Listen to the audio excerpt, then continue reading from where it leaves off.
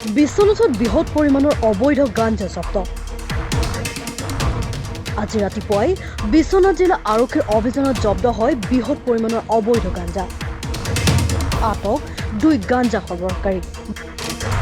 বিশ্বনাথৰ 4-লেনযুক্ত পথৰ নিৰ্মীয়মান এটা পেট্ৰল পাম্পৰ সমীপত বিশ্বনাথ আৰক্ষীৰ অভিযানত জব্দ হয় 92 কেজি 800 গ্ৰাম গাঞ্জা। AS12G0346 নম্বৰৰ সুইফ্ট ডিজায়াৰ বাহনখনত ৰৌতাৰ পৰা ধেমাজিলৈ নি আছিল দীপক দেউৰী আৰু মুহিম ভূঞা নামৰ 2 গাঞ্জা সৰবৰাহকাৰীয়ে। গাঞ্জাখিনিৰ অনুমানিক মূল্য প্ৰায় 50 লাখ টকা। ইতিমধ্যে ড্ৰাগছ সৰবৰাহকাৰী 2জনক আৰক্ষীয়ে জেৰা অব্যাহত ৰাখিছে। বৃহৎ সফলতা বুলি ক'ব লাগিব। এখন গাঞ্জা ভৰ্তি গাড়ী আৰু 2জনকৈ লোকক আপোনালোকে গ্ৰেপ্তাৰ কৰিছে। ক'ৰ আছিলে কি হৈছিলে আমাৰ বিশেষ সূত্ৰমতে আমি গম পাইছিলোঁ যে এটা গাড়ী আহি আছে গাঞ্জা লৈ পেলাই।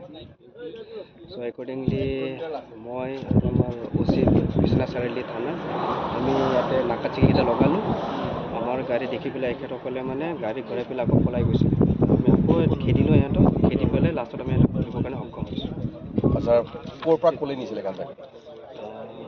একেইটা কোৱা মতে ৰৌতাৰ পৰা আহিছে বুলি কৈছে। এতিয়া লৈ গৈ আছিলে ধেমাজি ফালে বুলি কৈ আছে।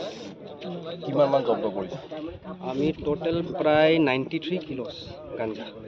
কিমান হ'ব বজাৰ মূল্য কিবা অনুমান? হয়, বজাৰ মূল্য অনুমানিক হ'ব আপোনাৰ 46,40,000 ৰুপিজ বজাৰ মূল্য। দুজনক আটক কৰা হৈছে। আজি 2জন লোকক আটক কৰিছে।